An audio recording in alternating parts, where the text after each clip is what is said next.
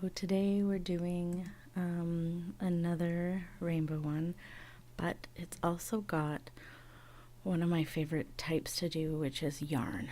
So here we go, we're going to arrange. There we are. So it's all made up of yarn.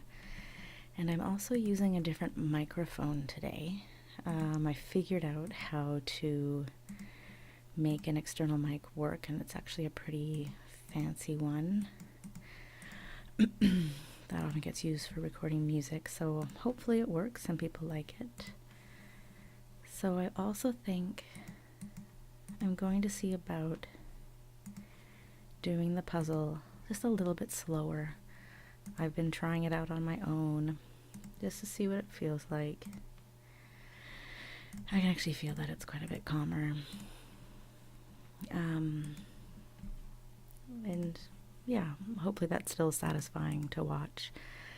As someone really, pardon me, put it to me, that what they like watching is watching me turn chaos into order.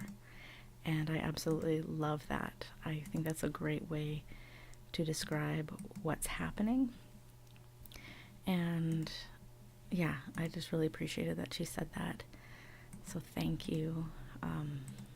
It does feel like putting some chaos, like taking some chaos and putting it into order. I've also gotten the feedback that people prefer the talking, me talking rather than just silence, and I'm more than happy to do that. It's kind of difficult for me not to talk, just because I've got a running commentary going in my head anyway, so might as well let it out. So it looks like we're doing pretty well on this red one. It's really cold here today. I'm relatively new to where I live, and I'm still getting used to some temperature differences than where I've previously lived. And yeah, it takes a while to get used to that kind of thing. Here, where I am now, they have a much more set winter where it's obvious. Where I'm from, it essentially doesn't snow. In the winter, we usually get maybe one day of snow. It melts by noon and that kind of thing. But here we had snow essentially all winter, and that was very different for me. But I kind of liked it. It was nice, though it definitely lost its charm after a while. And I can feel that it's becoming more spring-like, but I'm feeling really impatient for it.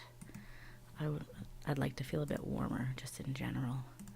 So right now I'm wearing my big black hoodie that I often wear, and in fact I'm even wearing a toque inside my house right now, because there we go. Where I'm doing this right now is by a window we don't have any covering for yet. So I'm feeling a little bit cold because of that. And I'm hoping the sound works. I've noticed the last few times I haven't even really been checking what the sound is like. I'm just like, oh yeah, whatever. But I think I'll take a listen to this one and make sure that it's okay, that it isn't too loud or obnoxious. It would not be the first time I was called obnoxious. So I was thinking the other day of things to talk about, and I was thinking about it while hanging out with my cat, and I was thinking it would be really cool is if people have like preferences on me doing puzzles of animals, because I know some people who are watching these have some really amazing, beautiful pets, and I would be so happy to do pictures, and if people gave me permission, I would absolutely do that. Or if they're just like, no, do a baby goat, then I'm happy to do a baby goat or whatever.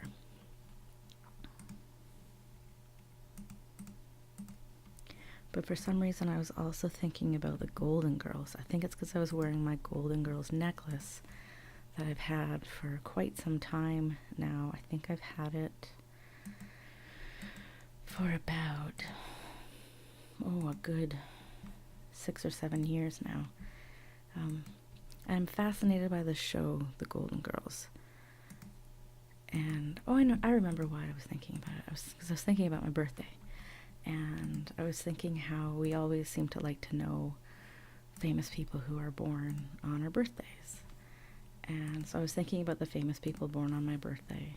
Or I guess most of them are older than me. I guess I was born on theirs. And one of them is Bea Arthur. And I've always been, ridiculously and undeservedly proud that Bea Arthur was born on my birthday. That we share the same birthday. It's not like it's an accomplishment, so I don't know why I feel proud of it. But there's that feeling of ownership of like, this is my famous person because we have the same birthday. And I really noticed that with people. I don't think I'm the only one who does that. It's a little bit ridiculous, but yeah. So Bea Arthur and I share the same birthday, as does Stevie Wonder. We got Stevie Wonder. Robert Pattinson also has the same birthday. I'm older than him, so he was definitely born on my birthday, not the other way around. I think we need another arrange. Let's tidy this up. Here we go. So I was thinking about Bea Arthur. I was thinking about that show, and I'm always struck by how amazing it is that a show about these 4 women, older women, sharing their life and their home, their struggles, their triumphs, existed, and how sharp it was, and how wonderful it was. But I have the feeling that show wouldn't be created now. I don't think that show would have gotten greenlit at all. And I'm so happy that it did, because I remember watching that when I was quite young. Not super young, but God, I don't know the years that it came out. But nowhere near those people's ages. I'm much closer to those ages now. But these lives of these women, that it was just, of course it's assumed that they still date and that they still fall in love, and they've got all these challenges, and they talk about condom use, and yeah, I just think it's a great show. And I have all 7 seasons of it on DVD. I'm not having a very successful time doing the screen. I need to focus a bit more. And I have all of them because they are so rewatchable. And if you are sort of how some shows really don't age well. There's shows that I've watched and it's just so cringeworthy. They'll have some kind of homophobic comment, or they'll say something really racist or sexist, and it's just part of my childhood ruined again by the realities of how terrible things were, and of course continue to be. But that show, for the most part, has done pretty well. And so I always have a soft spot for Dorothy Zbornak as Bea Arthur, because she also seems like a rad lady. I think when she passed, she left a huge amount of money to a homeless shelter organization that is specifically for LGBTQ youth in New York. It's a shelter for, the word I use is queer, for queer youth, and I think that's amazing. And yeah, I guess I'm also proud that I share the birthday with someone so cool and so philanthropic. Now we're on to the teal. Teal is one of my favorite colors, which I didn't notice until it was pointed out to me that almost everything I knit is teal. I hadn't really realized it. And I think I made a cowl and some arm warmers and a sweater before it was pointed out to me that essentially everything I knit is teal. And it was only pointed out like at the yarn store as I was looking at some more teal, and my partner said, you know, I think you probably have enough teal. And I thought, what are you talking about? I don't really knit a lot of teal. And so he pointed out, yeah, like you got your sweater and your arm warmers and that cowl that you made. And yeah, and then I went home and realized, yeah, that really seems to be all I knit. But I think, yeah, I don't know, I didn't realize that I liked teal so much until I was obviously very drawn to it. And I think that's kind of fascinating that something that's so obvious to other people can still be sort of a secret you keep from yourself. There's I think it's, I don't actually remember who said it, but somebody said it, and we don't use this word very often anymore, but a neuroses is a secret you keep only from yourself. Or what is it? I think it's, is that what it says? I think it's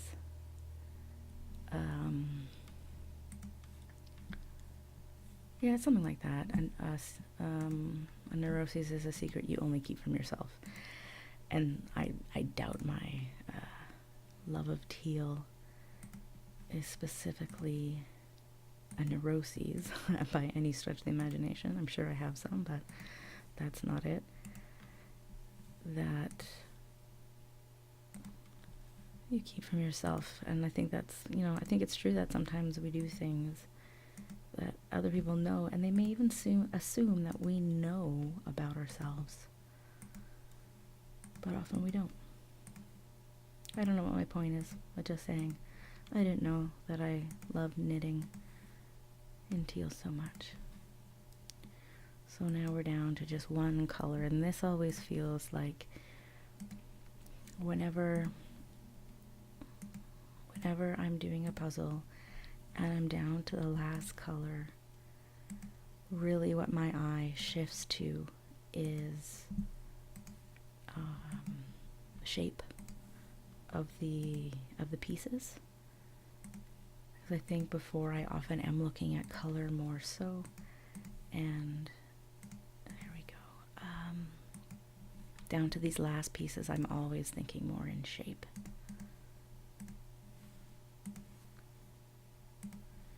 So Oliver Chaos is almost completely ordered now. I bet you that one goes right there. There I was looking at color for sure though. Just our last few pieces that has a little bit of teal. Where do you go? Where do you go? Oh, you go here. Our last piece.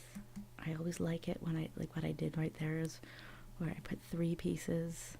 I clicked into 3 pieces from one piece, and then all 4 of those pieces came together. I find that very satisfying. And so, just one more piece. All these beautiful yarns. And we're done.